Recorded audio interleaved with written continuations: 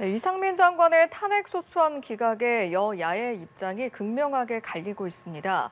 여당은 국민적 참사를 정쟁의 도구로 삼은 결과라고 야당을 압박했고, 야당은 헌재의 판단을 존중한다면서도 탄핵 기각이 면죄부가 될 수 없다고 비판했습니다. 한편 오늘 오전부터 국회에서는 원희룡 장관 등을 상대로 한 국토위 현안 질의가 진행 중인데요. 오늘의 정치권 소식들, 김행전 국민의힘 비대위원, 김현정 전 더불어민주당 대변인 두 분과 함께 짚어보겠습니다. 어서 오십시오. 안녕하세요. 안녕하십니까? 자, 먼저 국토위 현안 질의 이야기부터 해보도록 하겠습니다. 오전 10시부터 시작이 됐는데 시작부터 분위기가 만만치가 않았습니다. 사과를 해라, 원장관. 또 원장관은 이게 다 이해찬 전 대표로부터 시작이 된 일이다. 시작하는 상황 어떻게 보셨는지부터 한번 들어볼까요? 그 이해찬 대표는 정말 내로남불의 극치인 것 같아요. 아니 제가 이거 본인이 절대로 부인할 수 없을 거예요. 당시에 연기 IC 그 본인이 사는 지역이죠. 그 지역의 특혜를 받은 분은 바로 이분이에요. 여기는 인터체인지니까 이번에 말한 그 JCT 그 갈림목이지 않습니까? 이것은 이제 나들목이 생겼어요. 이때 당시에 보면은 2012년 이해찬 전 대표는 부인의 명의로 세종시 전동면 미공리에 1,528 제곱미터의 농지를 매입해서 이 중에 일부를 대지로 변경을 합니다.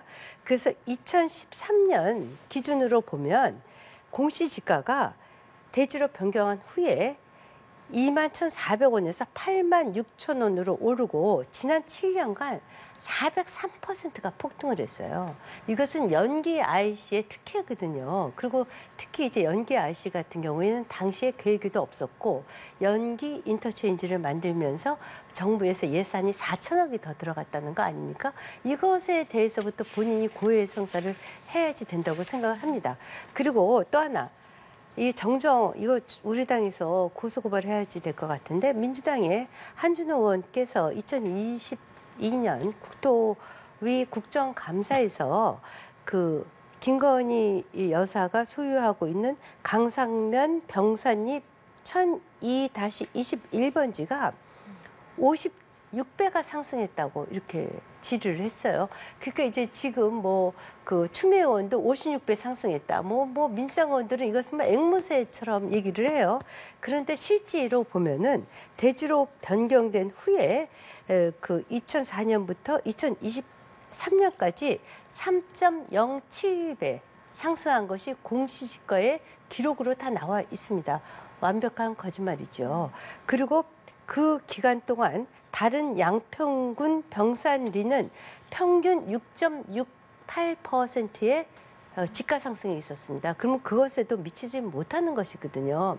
이것을 갖고 56배 지가 상승을 대지로 변경해서 이익을 봤다. 이건 말도 안 되는 얘기를 하고요. 저는 이런 얘기 하고 싶지도 않지만 김부겸 전 총리 두 분 다 민주당에서 총리하신 분 아닙니까? 이분도 그 대지 지목 변경을 해서 그 공시지가가 얼마 올렸냐? 이해찬 당시 그 전 총리는 403% 폭증을 했고요.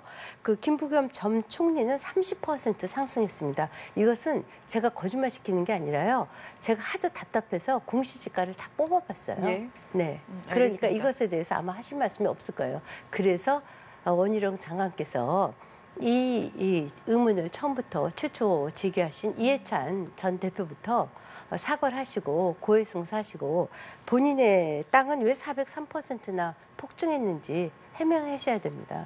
네, 예. 저는 그렇게 마찬가지 생각해요. 질문 드리겠습니다. 전형적인 물타기 수법이죠. 그러니까 이것이 지금 핵심은 윤석열 대통령의 처가 땅이 있는 그 고속도로가 이제 종점이 변경된 것에 대한 특혜 의혹이잖아요. 이것이 만약에 사실이라면 이거는 엄청난 권력형 비리 사건이 되는 거거든요. 그리고 이제 사실 지난 대선 때에도 그 윤석열 후보 그리고 김건희 여사 그리고 처가와 관련해서 본부장 본인 부인 처가 장모 이렇게 리스크를 해서 12가지 의혹들이 있었는데 그 의혹들이 다 해소되지도 않았어요. 그리고 최근에도 양평 공공지구 특혜 의혹도 있는 거고 또 장고증명서 위주로 법정 구속되시기도 하셨잖아요, 장모가. 그리고 김건희 여사 주가 조작 문제도 있고 이런 것들과 맞물려 가지고 이것이 만약에 사실이라면 이건 엄청난 파괴력이 있는 거예요. 그리고 윤석열 대통령이 대통령이 된 가장 큰 이유가 살아있는 권력에 대해서 수사를 했기 때문인데 오히려 이것이 만약에 사실이라면 살아있는 권력을 사유한 것이 되는 거거든요. 그러면 박근혜 전 정부 때의 그 국정농단과 비슷한 그런 사례들이 될 수 있기 때문에 대단히 위기감을 느끼고 있는 것이죠. 그렇기 때문에 이 오늘 그 현안 질의에서 시작부터 이렇게 막 긴장감이 흐르고 이렇게 신경전을 벌이는 것은 이러한 그 위기감에서 방어하려는 그런 본능이 전 작동한 것이다라고 보고요. 그리고 이제 원희룡 장관이 상당히 과도한 퍼포먼스를 해요. 이것이 저는 오히려 그냥 그렇게 뭐 후쿠시마 오염수 문제도 그렇고 저 양평 그 고속도로 문제도 그렇고 과학하면서 과학적인 검증 그리고 객관적인 자료에 근거한 이런 얘기들 많이 하시잖아요. 그렇게 원희룡 장관이 그 객관적이고 과학적인 자료들을 근거로 해서 설명을 하면 되는데 뭐 이렇게 백지화하겠다라고 하고 그거 취소 가능성은 어떻게 보세요? 오늘 현안 질의 과정에서? 그러니까 이거는 그 원희룡 장관이 그걸 취소할 수 있는 권한 자체가 없어요. 그 위법한 행위를 한 거예요. 그 근거가 뭐냐면 일단 국가재정법 제50조에 보면은 그 완성에 2년 이상 소요되는 그 사업에서 대통령으로 정하는 대규모 사업을 변경하고 할 때에는 기재부 장관과 협의하게 돼 있어요. 근데 협의 안 했잖아요. 그리고 두 번째는 도로법 제5조 7항, 제6조 8항 위반인데요. 국가도로망 종합계획을 변경할 경우에는 도로정책심의위원회 심의를 거치도록 했는데 이것도 거치지 않았어요. 그리고 또 세 번째는 대도시권 광역교통관리에 관한 특별법 제3조 3항 등도 위반했는데 이것이 이제 광역교통기본계획에 해당되는 경우에는 광역교통위원회 심의를 거치도록 하고 있는데 이것도 거치지 않았거든요. 그러고 일방적으로 백지화선언을 해버린 거예요. 그러니까 과도한 퍼포먼스를 통해서 정쟁화시키려고 한 의도가 분명히 깔려 있는 것이고 이것은 오히려 원희룡 장관이 권한 없는 것을 행사한 직권남용에 해당한다 이렇게 말씀드릴 수 있습니다. 이게 얼마 전에 기자간담회에서 국토부 관계자가 백지화는 어떻게 보면 충격요법이다 이런 발언 등을 하다 보니까 그러면 오늘 현안 질의 과정에서 혹시 재추진이 가능할 수 있는가? 뭐 이런 질문이 나오는 거거든요. 그 백지화라는 것이 원인 제공을 민주당에서 한 것입니다. 아까 말씀드렸듯이 한기호 한준호 의원 민주당 의원께서 2022년 국정감사에서 정확하게 지적을 하셨어요. 대지 1002-22번지가 56배 올랐다. 근데 아니잖아요. 그리고 김건희 여사 특혜다. 근데 지금 우리 그 대변인께서도 말씀하시면서 이렇게 얘기를 하세요. 만약에 사실이면 이건 엄청난 국정농단이다라고 얘기를 하세요. 근데 사실이 아닌 것이 드러나고 있는데도 불구하고 이것을 계속 밀고 늘어지고 있지 않습니까? 그리고 뭐 예컨대 최은순 여사에 관한 거는 진짜 전형적인 물타기죠. 대한민국은요, 조선시대에도 왕의 장모가 구속되는 적이 없었습니다. 추상같이 물론 무죄 추정의 원칙에 의해서 대법원 판결까지 있으니까 그 이전에 건강보험 요양 그 지급은 최종적으로 무죄가 났어요. 그러니까 이것도 이제 어떻게 될지는 모르겠어요. 여하튼 그 장모가 현재 대통령의 장모가 법정 구속이 될 정도로 추상같이 지금 법 집행을 하고 있는 것이거든요. 그런데 만약에 사실이라면 이렇게 해갖고 결국은 원희룡 장관께서 백지화를 선언했을 뿐이 없을 정도로 정쟁으로 몰고 가고 있는 것이 문제거든요. 그래서 원희룡 장관께서 얘기하셨어요. 지금 현재 대통령의 그 부인이 김건희 여사니까 이번 정권에서는 이런 식으로 하면 도저히 할 수가 없는 거예요. 그러니까 원천적으로 하지 말라가 아니라 다음 정권에서 하자 이렇게 얘기하신 거예요. 그때는 김건희 여사도 그 대통령의 부인 자격이 아니니까 그 얘기 하신 거지. 지금도 이해찬 그 전 총리님 이거 연기 IC 왜 생겼습니까? 만약에 동일하게 얘기하시면 왜 그때 국가재정이 4천억이 더 투자가 됐습니까? 왜 계획이 없었던 연기 IC가 생겼습니까? 왜 본인의 공시지가가 땅이 그 옆에 바로 있는 땅이 403%나 폭증했습니까? 이분이 의문을 제기하시지 않았습니까? 더 제가 주목하고 싶은 것은요. 당시 그 최재관 지역위원장입니다. 우리 당으로 치면 이제 당협위원장이 됐는데 국회의원에 출마하실 분이세요. 이분이 의혹을 다 제기하고 나신 다음에 7월 8일 촛불 집회에 참석을 합니다. 촛불 집회는 뭐 하는 데인지 다 아실 거예요. 윤석열 대통령의 탄핵을 주장하는 집회입니다. 47차 촛불 집회에 참석을 해서 갑자기 또 말을 바꿔요.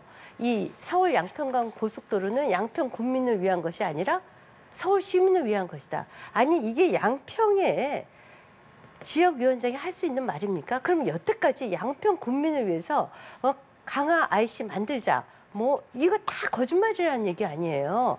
아니 왜 김두관 그 의원님도 포함해서 왜 자꾸 촛불 집회에 가시고 그 촛불 탄핵 세력과 기자회견을 하고 그러시죠? 저기 알겠습니다. 지금 그거 왜 하세요? 이제 잠시만요. 예, 예. 그 저희 현안 질의 관련해서 지금 김혜미 의원께 네. 발언 2번 드렸거든요. 네. 김현정 대변인께도 한 번 더 드리고 네. 저희 주제 바꾸겠습니다. 네. 예. 그러니까 이 양평 고속도로 문제의 핵심은 지금 네. 말씀하신 것처럼 뭐 과거에 이렇게 이해찬 전 대표라든지 이런 거에 대해서 의혹 제기하셨잖아요. 마찬가지로 이것도 15년 동안 수건 사업으로 진행됐던 양평 고속도로가 그 원안이었던 그 2021년 11월 달에 예비 타당성 조사를 통과했던 그 양서면을 종점으로 한 것이 정권이 바뀌고 군수가 이제 국민의힘 군수로 바뀌면서 강상면으로 바뀌었잖아요. 근데 공교롭게도 그 강상면 주변에 김건희 여사 일가의 땅이 12,000평 있다는 거 아닙니까? 그러니까 좀 전에 이해찬 전 대표의 의혹 제기하듯이 그런 의혹이 있는 거예요. 그래서 이 의혹의 핵심은 뭐냐면 지금 의혹을 해소하는 과정이잖아요. 그러니까 그 의혹에 대해서 지금 원희룡 장관이랑 정부는 그 설명을 하면 되는 것이고 민주당 입장에서는 그 설명이 맞는지 안 맞는지에서 검증해 나가는 그런 과정이다라고 보시면 되는데 이 핵심은 뭐냐면 누가 왜 종점을 바꿨느냐잖아요. 그런데 그 왜 바꿨느냐에 대해서 원희룡 장관이 그동안 뭐라 그랬냐면 처음에는 예. 그 늘공인 공무원이 결정한 것이다. 그래서 이거는 잘못된 것이니까 다시 원상 회복시키겠다. 이렇게 얘기했잖아요. 그 두 번째는 또 말을 바꾸는데 어떻게 바꾸냐면 양평군과 양평 주민들이 원해서 바꾼 것이다. 이렇게 또 바꿨거든요. 그런데 또 그 다음에는 그 22년 1월 달에 선정된 용역사의 의견을 반영한 것이다. 이렇게 얘기를 했어요. 그러면 왜 바꿨느냐에 대해서 그 용역사가 그 뭐라 그랬냐면 그 용역사가 이제 그 이쪽으로 그 종점을 바꾸게 되면 교통량도 증가하고 비용은 140억밖에 들지 않았는데 뭐 교통량은 6천 대가 늘어나기 때문에 경제적인 효과들이 있다. 뭐 이런 등등의 이제 얘기들을 했잖아요. 그런데 알고 봤더니 국토부가 제시한 그 자료를 보니까 처음에 이제 그 국토부에서 양평군한테 그 강산면으로 변경한 것에 의견을 요청했을 때 3가지 안을 제시했다 그랬잖아요. 그 중에 첫 번째가 양서면 종점을 그대로 유지한 상태에서 강화 IC를 설치하는 안이 일환이었어요. 그 일환에 대한 검토는 하지 않았다는 게 그 자료에서 확인이 됐어요. 그럼 국토부가 거짓 해명한 게 확인이 된 거고, 그다음에 국토부의 지침에 의하면 본 타당성 조사에서 이렇게 그 노선을 바꾸려고 하면은 반드시 기술적, 경제적 분석을 해야 된다라고 지침에 적시되어 있어요. 그런데 알고 봤더니 비용 편입 분석, 경제적 분석을 하지 않은 것도 확인이 된 거예요. 그리고 이쪽으로 종점을 바꿨을 때는 140곳밖에 소요 안 된다라고 했는데 알고 봤더니 그 이제 용역사에서 밝힌 자료에 보면 3천억 가량이 소요된다라고도 되어 있고, 그다음에 이제 우리 더불어민주당 국토위 간사에서 요청한 자료들에 대해서 국토부가 없다라고 했었는데 이번에 55쪽에 달하는 PDF 파일 공개한 데는 또 그게 들어가 있었다는 거예요. 이렇게 국토부의 해명이 거짓으로 드러나는 것들이 상당히 많이 있다라는 것이죠. 이것들에 대해서 명백하게 설명을 할 의무가 저는 정부랑 국토부에 있고 원희룡 장관도 그것을 설명하면 되는 것이지 이것을 자꾸만 그 정쟁화시키고 뭐 백지화시키겠다 그리고 뭐 민주당이 사과하지 않으면 백지화시키겠다 이런 식으로 하는 것은 오히려 도둑이 재발 저리는 격이고 본인의 책임을 면피하라는 것에 불과하다 이렇게 좀 말씀드릴 수 있습니다. 지금 이제 논점이 자꾸 바뀌는데 민주당이 이제 말이 이제 해보니까 특혜가 아니거든요. 부탁드리겠습니다. 그러다 보니까 오히려 왜 백지화했냐 이거 갖고 지금 물고 늘어져요. 몇 가지 이제 사실 팩트 할게요. 원래 이것을 예비 타당성 조사는 그 1억 원 정도로 간단하게 빨리 실제로 도로를 주기 위해서 정병국 당시 우리 당의 국회의원이 그 예비 타당성 조사를 한 거예요. 그야말로 실제 도로는 뭐 아시다시피 2000년 이후에 24건의 예비 타당성 조사 중에 14건이 다 바뀌었다는 거 아닙니까? 본 조사에 가서는 본래 실제 그 조사에 있어서는 뭐 환경적 요인, 문화재 요인 뭐 여러 가지를 다 따져야죠. 네. 경제성 조사. 자 보세요. 3개 안이 된 건 맞습니다. 처음에 이것이 원인은 이렇게 돼 있었어요. 최재관 민주당 지역위원장하고 그 정동윤 군수가 그 양평 군민들이 지금 강화 IC가 없으면 활용할 수가 없다. 강화 IC를 넣어달라. 이렇게 해서 다시 원점해서 세 가지 안이 나온 겁니다. 네. 그래서 당시에 2022년 1월 달에 문재인 대통령이 타당성 조사 지시하고 용역업체도 선정하지 않습니까? 이란이 거부된 이유는 이겁니다. 그것이 남한강을 통과를 하니까 환경적 요인이 너무 많고 또 기술적으로 거기에 지대가 높아서 40m 이상의 교각을 세워야 되는데 환경적으로 또 기술적으로 문제가 너무나 많다. 네. 그리고 그쪽은 전원주택지가 많아서 민원이 많이 발생을 한다. 그래서 BC 조사에서 지금 말씀드리는 것이 가장 높은 것으로 점수를 받은 것으로 조사 결과 알겠습니다. 나와 있습니다. 자, 저희가 남아있는 주제들이 네. 많습니다. 네. 자, 제가- 여기에 대한 반박까지만 딱 예, 들어볼게요. 제가 예. 짧게 좀 말씀드려야 되는데 예. 지금 제가 좀 전에 말씀드린 그거예요. 지금 말씀하신 그 내용이 국토부가 발표한 자료에는 없다라는 겁니다. 그러니까 그동안에 국토부가 구두상으로만 얘기한 것인데 사실이 아니라는 게 확인됐다는 얘기를 이제 말씀드리는 거예요. 그렇기 때문에 원희룡 장관이 거짓말을 한 것에 대해서 오늘 현안질의 하기 전에 사과하라라고 우리 그 국토위 간사가 주장한 거예요. 그래서 그 자, 내용은 일단 팩트입니다. 이거 확인해 제재와 보시면 돼요. 상황들이 예, 예. 각자 다르셔서 그래서- 저희가 여기에 대해서 더 이야기할 시간은 할애할 시간이 그래서 좀 없을 것 요것만 같고요. 할게요. 원장관께서 이재명 예. 대표와 오죽하면 1대1 토론하자고 하지 않습니까? 그러니까 제발 부탁인데요. 최재관 이런- 지역위원장과 네. 하셔야 돼요. 그 이런 1대1 토론은. 아니 제 말씀은 이런 그게 문제와 당사자입니다. 관련해서 이재명 민주당은 대표랑 이거랑 무슨 자, 상관이에요? 자, 요것만 알겠습니다. 하려고요. 제가 정리하겠습니다. 민주당은 예. 제발 탄핵 집회 좀 가지 마시고 예, 알겠습니다. 의회 민주주의 파괴하지 또 마시고 물타기 길거리에 자, 나오지 여기서 마세요. 정리하시죠. 예, 네네. 두 분 사이도 워낙 공방이 뜨거운 만큼 다뤄야 할 전제들이 네. 많을 거고요. 사실관계들이 많을 겁니다. 오늘 당장 현안 질의가 진행이 되고 있으니까요. 여기서 또 어떤 내용이 다뤄질지 함께 지켜보시죠. 그리고 또 기회가 된다면 다음 주에 다뤄보도록 하겠습니다. 주제를 바꿔보겠습니다. 어제는 이상민 장관의 탄핵 기각 소식이 뜨거웠는데요. 어제 헌재 결정 그리고 여야의 반응 어떻게 보셨는지 여쭤보겠습니다. 이때 이제 법률적으로 헌법을 위배한 게 없다라는 것이 분명한 입장이에요. 우리가 이제 그 헌법에 이제 탄핵 소추가 된 것이 기각된 것이 딱 두 번입니다. 그 아시다시피 그 노무현 전 대통령이 탄핵 소추됐었고 그때 기각됐었죠. 그 2004년도에 그리고 20년 만에 이번에 이제 이상민 그 장관에 대한 탄핵 소추가 되고 또 마찬가지로 기각이 됐습니다. 그때도 말실수가 있었습니다. 그때 열린 우리당을 창당하고 새천년 민주당을 없애기 위해서 열린 그 우리당을 지원해달라 이렇게 얘기했죠. 그럼 마실 수 있었습니다. 그것 때문에 탄핵 소추한 거 아닙니까? 그렇지만 당시에 그 탄핵할 만한 사안이 법률적으로 위배가 없다라고 해서 기각됐습니다. 이번에도 마찬가지예요. 이상민 장관의 말실수가 있었다는 것을 근거로 자꾸 탄핵을 가야 된다 이렇게 얘기했는데 그러면 그때 그 노무현 전 대통령께서도 탄핵됐어야 돼요. 분명하게 얘기하지 않습니까? 어느 하나의 원인이나 특정인에 의해서 발생된 것이 아니고 매뉴얼과 교육 부재 등 총체적인 결과다. 이렇게 분명히 얘기를 했고요. 규범적인 측면에서 그 책임을 이 장관에게 돌릴 수 없다라는 것이 헌재의 판결 결과입니다. 그리고 그래서 또 얘기하시죠. 저는 예. 헌재 입장을 말씀드렸습니다. 예. 그러니까 헌재의 입장은 그 이상민 장관이 책임이 없다라는 게 아니고요. 그 이제 부실 대응에 대한 책임 및 예방, 그 사후 대처의 미흡함 이거는 인정을 했어요. 다만 이것이 중대한 헌법과 법률 위반에는 해당되지 않기 때문에 그렇죠. 파면에 이를 수 없다 이렇게 취지를 이제 설명한 것이거든요. 그래서 그 이상민 장관의 그 책임이 없다라는 것은 아니고요. 그리고 이상민 장관은 다들 아시겠지만 12구 참사 이후에 정말 많은 그 뭐 무능함과 무책임에 더해서 막말을 통해 가지고 국민들과 유족들의 가슴에 대못질을 하신 분이잖아요. 그리고 87년 민주화 이후에 5번째로 해임된 장관이시기도 했고 해임만이 가결됐음에도 불구하고 윤석열 대통령이 그거를 받아들이지 않았기 때문에 부득이하게 탄핵소추 헌정사상 최초의 장관 탄핵소추로 갈 수밖에 없는 그런 상황이었거든요.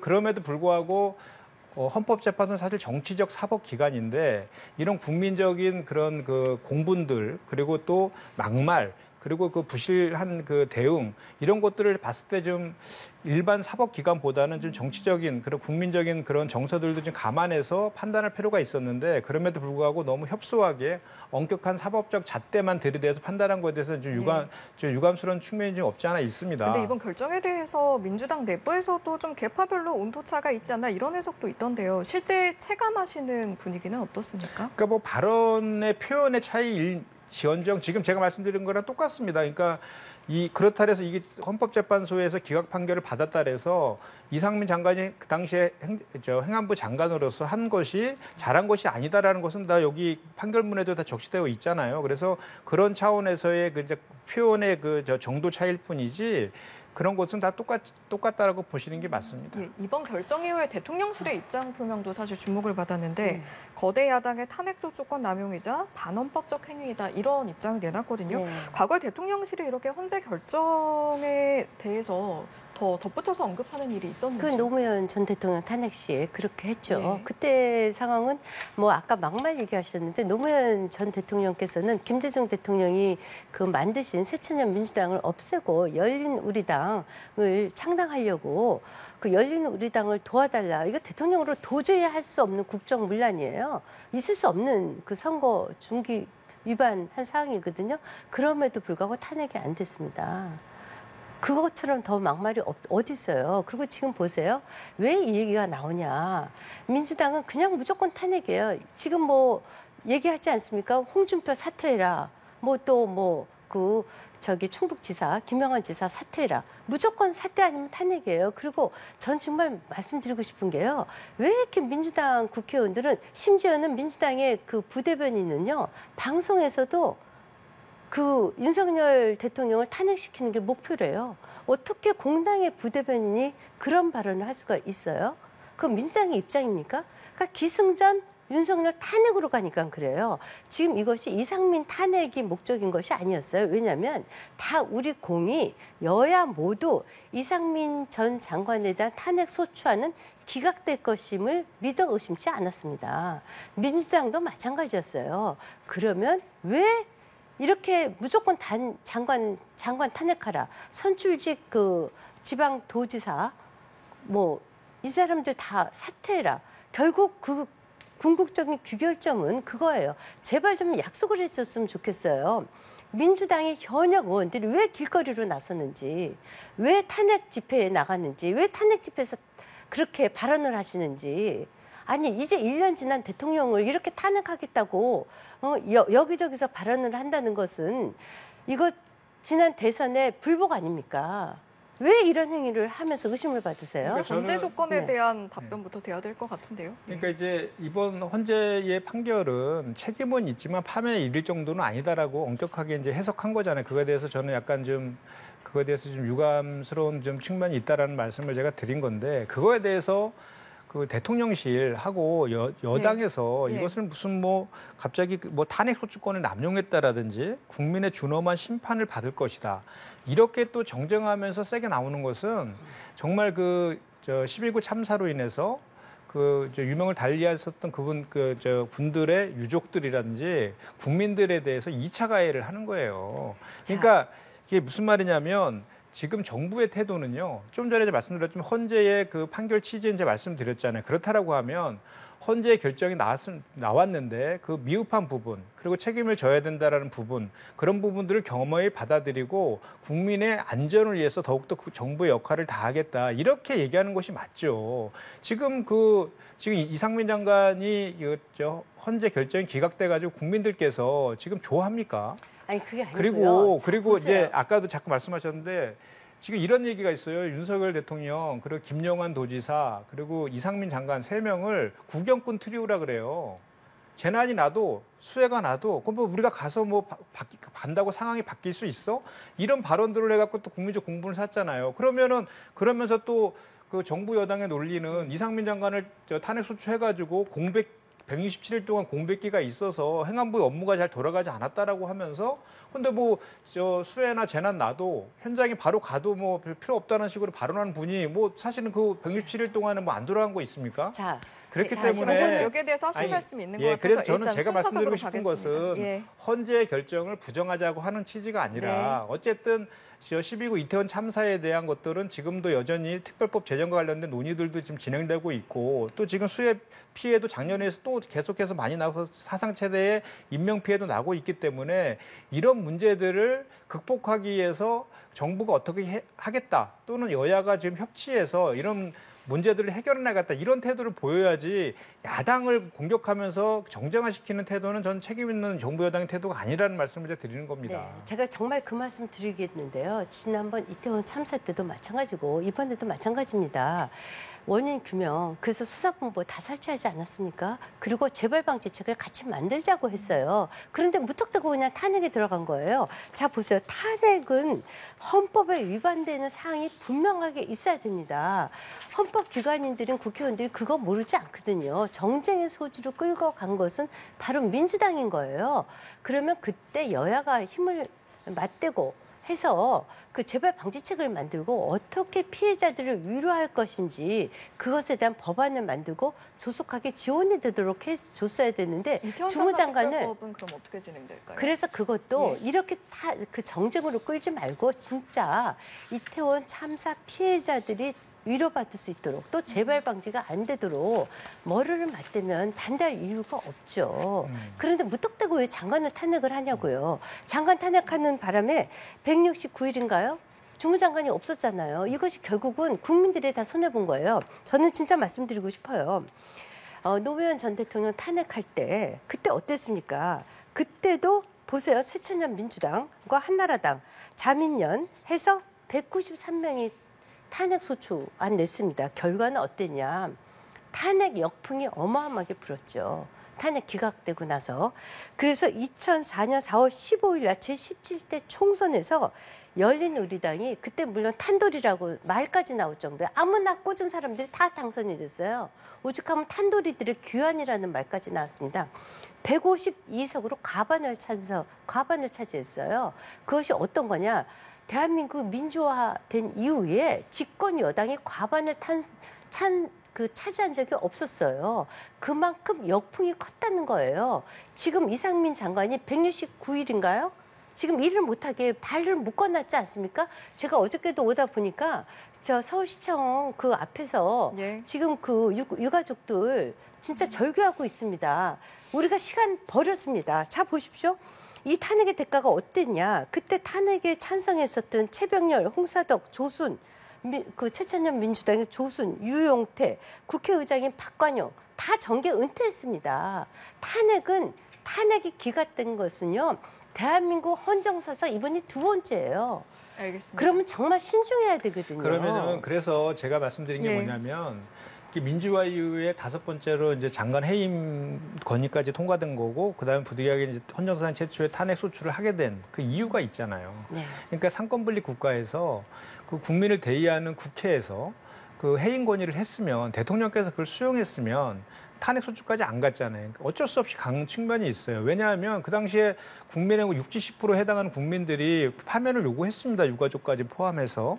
그리고 그동안에 이제 그 각종 재난들이 발생했을 때 뭐 삼풍백화점이라든지 성수대교라든지 뭐 저기 세월호라든지 이런 사고들이 발생했을 때 단 한 번도 그 정부의 책임 있는 그 분들 중에서 정치적 도의적 책임을 지지 않으신 분이 없었어요. 이번에 유일하게 정치적 도의적 책임을 지라고 그렇게 했음에도 불구하고 안 하니까 부득이하게 탄핵소추로 간 것이에요. 그래서 그 측면도 좀 바라봐야 된다는 제가 말씀을 좀 드리는 것이고 그래서 지금 이제 그 본회의에 그 과정에서 또 이태원 참사와 관련된 진실규명을 위해서 국정조사라든지 뭐 할 때도 번번이 국민의힘은 반대했잖아요. 그리고 반쪽짜리 막 국정조사가 진행되기도 했었고 그리고 또 지금 그 진실규명과 재발방지 말씀하신 것처럼 그거를 하기 위해서 이태원 참사 특별법 제정하자고 했는데 또 반대해가지고 부득이하게 본회의에 지금 패스트트랙으로 올라가 있는 그런 상황이지 않습니까? 앞으로는 어떻게 될 것 같으세요? 그렇기 때문에 제가 아까도 말씀드린 것처럼 우리 김행 의원님도 그 의견에는 동의하시는 것 같은데 이제는 이 문제를 이제 이런 거 아닙니까? 어쨌든 헌재 결정은 났고 그래서 정치적 도의적 책임은 좀 남아있고 제 생각은 그래요. 정치적 도의적 책임이 여전히 남아있고 유족들과 국민들도 그렇게 바라고 계시고 이분이 이미 국민적 신뢰를 잃으신 분인데 이분이 과연 지금 현재 그 대단히 지금도 진행 중인 폭우 피해라든지 재난 피해에 대해서 제대로 역할을 할 것인가에 대해서 저는 의구심이 있어서 헌재에서 이제 사법적인 그 판단을 받았기 때문에 대통령께서 좀 그 결단을 하셔가지고 네. 이제 뭐 사법적으로는 법적으로는 문제가 없다고 했으니 그건 정치적 도의적 책임을 지는 모습을 보여주는 게 어떨 거라는 게 제 이제 생각이고 본인도 그런 측면에서 좀 결재하지 않은 모습을 보이는 것이 오히려 더 정부 여당한테도 정치적으로도 도움이 될 것이다라는 게 제 생각이에요. 지금 알겠습니다. 이제 야당의 저희가, 주장대로만 예, 하면요. 주제를 바꿔야 돼서 간단해요. 야당이 예. 해임안을 내면 대통령이 무조건 받아야 된다라는 주장이세요. 그럼 탄핵으로 안 갔다. 아니 야당은 지금 김영환 지사도 나가라고 하고 홍준표 지사도 사퇴하라고 그래요. 국정을 마비시키겠다는 거죠. 이번 헌재에서 이렇게 얘기했습니다. 당일날 사건 당일날 행안부 비서관이 보고를 했고 실무자에게 상황 판단 회의를 지시를 했고 이상민 장관이 그리고 현안 수습을 위해서 그 수습 방침을 제시를 했다. 그래서 초동 대응을 이루어졌다라는 것이 헌법재판소의 그 판결 결과에 나와 있어요. 초동 대처를 했다는 거 아닙니까? 그런데 지금 아무것도 안 한 걸로 되어 있고요. 알겠습니다. 그렇지 예. 않습니까? 김행 의원께 먼저 발언을 드렸기 때문에 김현정 대변인께도 짧게 드리겠습니다. 예. 말씀 안 하셔도 되겠습니까? 그러니까 제가 누누이 말씀드리지만 이번에 헌재 결정으로 인해서 이상민 장관의 책임이 면해진 게 아니에요. 그리고 정치적 도의적 책임이 여전히 남아 있는 거고 정말로 그 재난이 발생했을 때 행안부 장관으로서의 제대로 된 역할을 할 수 있는 국민적 신뢰가 상실했기 때문에 법적인 판단을 받았고 그 전에 정부 여당에서 누누이 했던 얘기들이 전 지금도 다 기억합니다. 사태 수습이 먼저다. 사태 수습하면 그 정치적 책임을 질 것이다라고 김행 의원님도 저한테 말씀하신 적이 있어요. 아니 그런데 탄핵을 해버렸잖아요. 아니 그러니까 그래서 그런 여기까지 결정들을 하시죠. 받았으니까 그 지금도 그거는 진행 중이기 때문에 그런 판단을 하는 것이 저는 오히려 정부 여당한테 도움이 될 것이다라는 제 개인적 의견을 드린 겁니다. 저는 알겠습니다. 민주당이 행안부 장관의 발목을 수습을 할 수 있는 기회를 167일 동안 발목 잡아놓은 거 이것은 정말 국정농단이라고 생각해요. 네, 그러면 이태원 네. 참사 특별법이나 빨리 여야 합의로 빨리 처리했으면 그것도 좋겠습니다. 정쟁으로 안 주제를 끌려가셨으면 좋겠어요. 바꾸겠습니다. 두 분 네. 괜찮으시다면 저희 주제 바꿔보겠습니다. 국민의힘이 어제 윤리자문위를 고발하겠다, 국회 윤리자문위 고발하겠다 이렇게 밝히고 나섰는데 지금의 고발 상황 어떻게 보시는지 두 분의 의견 여쭤봐야 할 것 같은데요. 먼저 김행 의원께 발언 국민의힘? 드리겠습니다. 예? 어떤 거요? 김남국 의원? 윤리자문위 이번에 그 공개 관련해서 왜 내용을 공개했느냐? 11명에 내용을 대한, 왜 공개했냐? 가상자산 이게 이제 관련해서요. 가상자산, 예. 그 얘기가 없어서 죄송합니다. 가상자산과 관련돼서는 사실 이제 개인의 정보에 지금 위배된다는 거 아닙니까? 그래서 법에 위배되는데도 불구하고 이것을 공개한 것을 문제 삼은 거죠. 네. 이게 그렇게 얘기하시면 정말 내로남불의 그 비판을 면할 수 없어요. 왜냐하면 김남국 의원과 관련해서 얼마나 많은 공세와 맹공을 퍼붓습니까? 각종 의혹을 제기하고 그중에서 실제로 확인된 것은 상임위 시간에 본회의 시간에 거래한 거 외에는 아무것도 없거든요. 그런데 지금 그 윤리특위 자문위원회에서 그 이제 신고 내역하고 이해충돌 여부에 대해서 언론에 유출한 거에 대해서 고발을 하는 것은 결국은 그리고 이제 오늘 발표하게 돼 있었는데 동의한 사람에 한해서만 발표하겠다 이렇게까지 이제 몸을 낮춘 거죠. 결국은 그 국민의힘과 연루된 게 나오니까 그 입막음 하기 위해서 그렇게 그 협박하듯이 한 거 아니냐 이런 의혹을 이런 비판을 할 수밖에 없는 거죠. 국민의힘이 나오는 아니 것이 그냥 아니라 사실대로 밝히면 되는 것이지. 자 보십시오. 이 민주당이 지금 초법적으로 위법을 해요. 초법적인 그 힘을 갖고 보세요. 개인정보보호법이 있는 이유가 있습니다. 그렇지 않습니까? 개인의 정보 보호가 그냥 누구를 위해서가 아니라 개인에 대한 인권을 존중하기 위해서 있는 법인데 이 법을 어차피 이건 깨지고 다 공개가 됐습니다. 그럼 공개를 됐는데 11명이 공개가 됐어요. 11명 중에 9분은 액수도 100만 원 미만이니까 별로 의미도 없는 것 같아요. 가상자산이 어떻게 활용이 되는지 알아보려고 했다고 하니까. 문제는 이제 김원거 의원은 2.6억, 그렇죠? 그리고 권영세 의원은 4천만 원을 투자를 했어요. 이거 갖고 지금 문제를 삼아요. 그런데 그러면 김원거 의원에 대해서는 그냥 또 김원거 의원이 누굽니까? 김대중 대통령의 아들이지 않습니까?